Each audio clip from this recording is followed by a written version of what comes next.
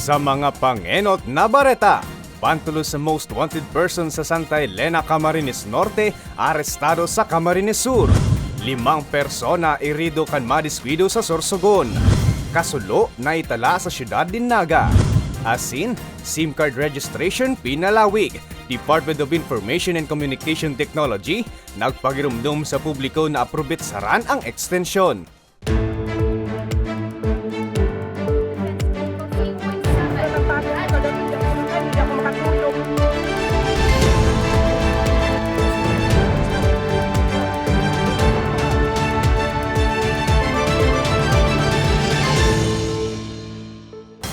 Maray na hapon, Martes, Abril 25, taong 2023. Uninan mga baretang tatak Bicol. Madadamugman ang mga baretang ini sa 88.7 Radyo Oragon Catanduanes asin 90.7 Radyo Oragon Legazpi. Sa detalyes, Department of Information and Communication Technology o DICT liwat na nangapudan sa publiko na aprobit saran ang natatadang aldaw kan SIM registration. Detalye sa report ni Carmelo Balya. So since aga na sir ang last day of registration, ano ang gigibukol mo na paagi? Tara po ko na rin cellphone. Inaginasanakan sa paterong si Joseph sa intrimis ang pagkauyam sa SIM card registration. Nagkapirang beses niya na kaya da inipigpurbaran, alagad pirmi siyang nagpapalyar. Sa ibong kaini sa aga niya nadaasan na didisidiran ang pagpaparehistro kan sa iyang 10 taon ng gamit na SIM card. Kampante kaya siya huli tayaon man sa iyang pwesto sa luwas kan opisina kan Department of Information and Communication Technology o DICT Bicol. Kaya mapatabang na sanada siya. Yeah, sir, pero may imbalid pa no sir pag nag-ano ako. Nag-arap kato niya ako. 2 beses. Sigun kay Engineer Carmela Valencia, officer in charge kan DICT Bicol, nasasabotan nindaan sentimento kan publiko kaya maski sarong aldaw na sana natatada, padagos man giraray da sinda nag-iisip din mga medyos, ngani madugangan pa ang bilang kan mga nagpaparehistro. Din sila na isa na lang na ID ang needed out of the 17 government issued ID na nagbigay sila ng isa lang na requirements. Sa ibong kainibukas man da agirarain sa indang opisina sa posibilidad na magkaigwa pa nin extension ang SIM card registration. Katunayan na sa pagkikipagdialogo pa daan sa indang opisina sentral sa mga nanunungdan sa gobyerno nasyonal sa paglaom na matawan pa nin extension ang SIM card registration. So, syempre, mabablock yung SIM card natin, hindi natin magagamit. Mientras tanto, sa pinakahuring datos ng NTC Bicol, lampas 15,000 ng subscribers ang nakapagparehistro sa 35 on-site SIM card registration na ipigtaltag kang NTC sa anom na probinsya kan Bicol, na pinuunan pa kan bulan ng Enero, sundoon niya na bulan.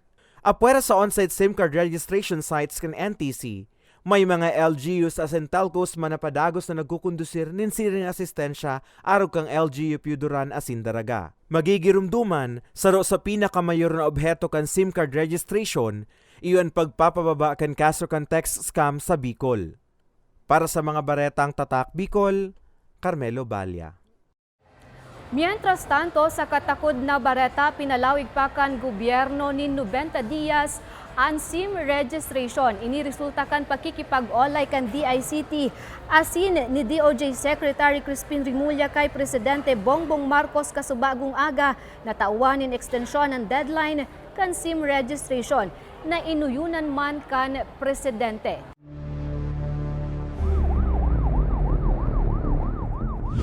Sa ibang bareta, pantulo sa most wanted persons kan Camarines Norte, arestado sa Camarines Sur.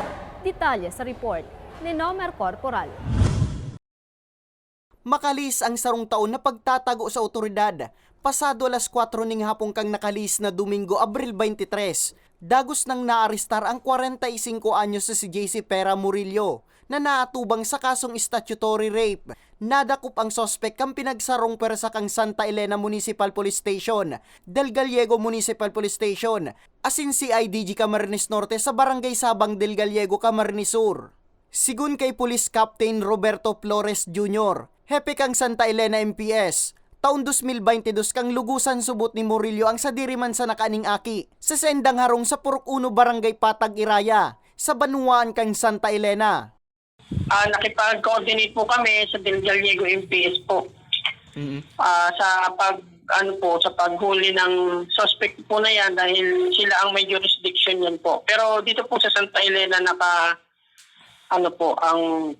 ang address niya talaga is taga dito po siya sa Santa Elena po. Pigkukonsiderar man kang PNP si Murillo bilang rank 3 most wanted person sa Sendang Banwaan. Ano po yan, naka-list na po yan sa enhanced warrant. Naka-listed na po siya doon, and then proper naman po yung paghuli. Ipinakita sa kanya yung warrant of arrest na meron siya, kung saan naka-file. Asigurasyon kan PNP, days in the mauntok sa pagsuysoy ka mga personang padagos na pigdudulagan ang mga krimen na sa indang nakomiter o kinaimbweltuhan. Sa presente, nasa kustodiya pa kang nasambit na ipatura ang sospek para sa magkakanigong disposisyon. Para sa mga baretang tatak Bicol, Nomer Corporal. Aleco nagpaliwanag dapit sa paputol-putol na supply nin kuryente sa Albay. Detalye sa report ni Carmelo Balya. Mag-schedule lugod sinda kung anong aldaw talaga halimbawa ngaya kung digi sa bugtong araw kayo ako man sa lawi gulong pero nagibong ani kan inot kan apik baga na continuous an kuyang kan na yan kan serbisyo kan ilaw kan kuryente natatadin na magibo. Ini ang naging sentimiento ni Nanay Reynita kan Bugtong, Legazpi City sa patay sindi subuot na serbisyo kan Albay Electric Cooperative o Aleco. Istorya niya, haros oral daw na sanaan pagpuro-palso kan kuryente sa indang lugar. Rason sa pagkakaraot na kan sa indang freezer, aircon, asin CCTV monitor na kinakaipuhan ng gad sa indang resto bar. An kuyan, biglang dalagang kang kuryente. Tapos siyempre baga, paguna mo kayan, nag-brown out, paguna mo kayan, ariglado na. Tapos taon-taon kayan, i-on mi na naman, brown out na. Ako minsan baga sarong banggi, tulong beses nagba-brown out. Kaya paggalong sa parte mi bata, kami baga 24 hours tig diyan operation mi. Kaya talagang apektadong kimaray. Maging sa social media, pig-uuran manin batikos ang nasambit na power supplier. Sigun kay Engineer Mark Lucilo, Technical Manager kan Aleco, saro sa mga rason taano ta sunod-sunod ang pag-iimat-imat kan kuryente, iyo ang kausa naman kan labing init kan panahon. Isabay pa ang mga insidente nin pagkakaputol kan mga linya nin kuryente. So nag-analyze po yung team namin, so na-found out po namin na nag-unbalance po yung load po namin. So nag-action naman po dyan yung opisina, nag-conduct po kaming load balancing. So far sir, na-stop na po yung frequent interruption. Then, pagduduon pa ni Lucilo, nasasabutan ninda ang sentimiento kan sa indang miyembros konsumidor asin day ninda inipigpapasipara. Katunayan padagos mandan sa indang ginigibong pag-aadal nga ni matauanan magayo na serbisyo ang mga albayano. inaabot yung setting ng equipment namin, iyo ang nagkukos po kang interruption. Sa ibong kan mga nare-receiving negatibong komento, may pangapodan sanan Aleco sa lambang konsumidores. Na again, kung igwa man po na problema, dahil po ngunyan po nailinghaman po ang mabilis na pagresponde kang sa tuyang mga magigiting na linemen. So kung igwa po kamo na problema sa Aleco, diretso na po kamo sa Aleco. Nganing at least ma-address na po immediately. So na-experience na problema in relation po sa kuryente. Mientras tanto, ngan imapaghandaan-dakan sa indang mga miyembro sa indang scheduled power interruption, magbisita sa nadaasa sa indang FB page. Para sa mga baretang Tatak Bicol, Carmelo Balya. 5 persona erido sa diskwido sa Sorsogon. Asin, kasulo na itala sa syudad ni Naga. Yan asin iba pang bareta sa samuyang pagbabalik. Tucked away in the province of Albay, known for its perfectly shaped Mayon volcano, Misibis Bay Resort, a locally owned 5-hectare private island resort. The resort is ready for all those looking to balance tranquility and adventure. This tropical destination is where guests can either choose to relax under the palm trees or have an adventure under the sun. It features modern and luxurious rooms and villas, recreational facilities, and sophisticated services.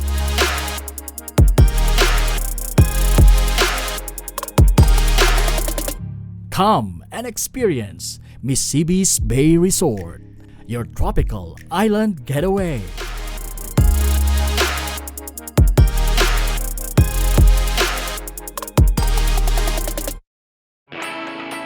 Naghahanap ka ba ng trabaho? Marunong ka bang mag-shoot ng video? Mag-edit? Magaling ka ba sa social media? Willing ka bang matuto? Graduate ng journalism o may alam na sa media? Apply na dahil naghahanap kami ng videographers para sa Camarines Norte, Sorsogon, Camarines Sur, Catanduanes at Masbate. Ipadala ang inyong resume sa actioncallcenter@gmail.com at maging pinakabagong miyembro ng aming team. Tara na! Apply na!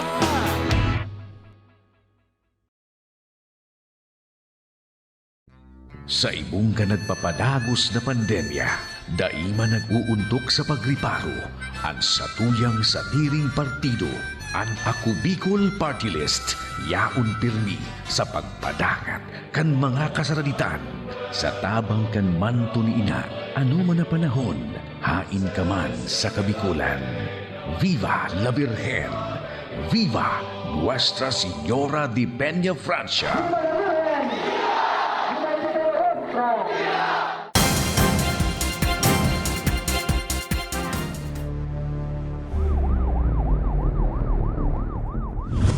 Nagbabalikan ako Bicol Online TV.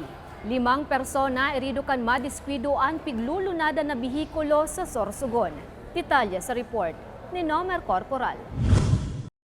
Sa mga litratong ini, mailing pa ang pagtaong akudir kang personalis kang BFP sa 26 anyo sa si Macintosh de Lima na naipit sa pigmamanehong L300 van na naaksidente sa tinampong saop kang Barangay San Rafael, Castilla, Sorsogon. Poko mas o menos alas 5:30 kasudmang aga Abril 24. Sigun kay Police Staff Sergeant Jonathan Agarap kang Castilla Municipal Police Station, gikan si Dilima sa syudad ning Legazpi asin pauli na kutang Sorsogon. Alagad man tang pigbabaybay ang nasambit na tinampo. Nawaran inining kontrol sa manibela na nagresulta sa pagkakasalpo kaini sa sarong residensya. Nawalan po ito ng control sa steering wheel niya, kaya timing po kurbada and siguro medyo mabilis yung takbo niya. Nawalan po siya ng control and nakabunggo po siya dun sa balcony ng bahay na pagmamay-ari po ni Mr. Patulot po, George Patulot. Tulos man na naidara sa ospital si Dilima, kaibang 4 na lunad na sinda Lander Tayoto, 24 anyos, Mark Biato, 19 anyos, Norben Escalora, 22 anyos, asin si J. Roland Escarcha, 25 anyos na enterong residente kan Sorsogon na sumina po ning minor injuries. Automatic naman po nag-responde naman po kung nalaman po ng ating MDRRMO and agad po silang dinala muna po dito sa Castilla District Hospital po. Yun nga po na lugar ng pinang-incident na ito is hindi naman po talaga siya sabi nating accident prone area. Siguro nga po nawalan talaga ng control yung driver, kaya paalala na po namin ulit na sa mga magmamaneho dapat alamin natin kung okay po ba tayo physically and yung syempre yung vehicle po. Kasi minsan pag may sira yung sasakyan natin, hindi natin makontrol na maayos yung ating minamanehong sasakyan. Sa presente, nagpaparayray pa sa ospital ang mga irido. Mantang nagkaareglo naman ang driver kang van, asin ang tagsadiri kang nadanyaran na residensya. Para sa mga baretang tatak, Bicol, Nomer Corporal. Kasulo na itala sa syudad ni Naga. Nagbabalik si Nomer Corporal. Padagos pang pigaaram kang Bureau of Fire Protection o BFP Naga ang kausa kang pagkakasulukan sarong hardware sa Barangay Mabolo, Naga City. Poko mas o menos alas 12:36 kasubong maagaw Abril 25. Sigun kay Chief Inspector Peter Paul Mendoza, Fire Marshal kang nasambit na opisina. Maswerteng naipaabot tulo sa indang insidente, kaya marikas ninda ining naapula. Medyo malit na hardware po Actually, nasa po siya. Between po ang duwang bigan po siya. na ginawan lang ng maliit na structure. Yun na po yung hardware. So, dating po natin doon, after 8 minutes na, kaya under control na po natin yung sunog. Mayo man na ibang nadamay o nakulugan sa nasabing insidente. Ang sabuyang paalala, urog na po mo niya na summer season. Di po maiwasan ang tao talaga po pag lalo po sa mga karong nagagamit ng air conditioning, tapos electric fan, mostly po electric fan and kumayaan, mas ito sa karungan. Sa datos kang BFP Naga, ininang ikasyam na kasulo sa sendang lugar ngunya na taon. Para sa mga baretang tatak Bicol, Nomer Corporal.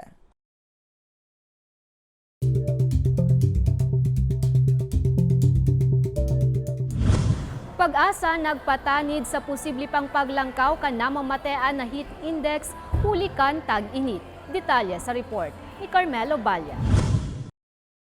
Agrangay ng gadkan delivery rider na si Mark ang labi-labing init kan panahon. Alagad sabi niya sa ibong kaini kaipuhan man liwat maghanap buhay. Sabi niya simpleng diskarte para maski puro papaano mabawasan ang epekto kang init, iyon pagpangataman sa hawak.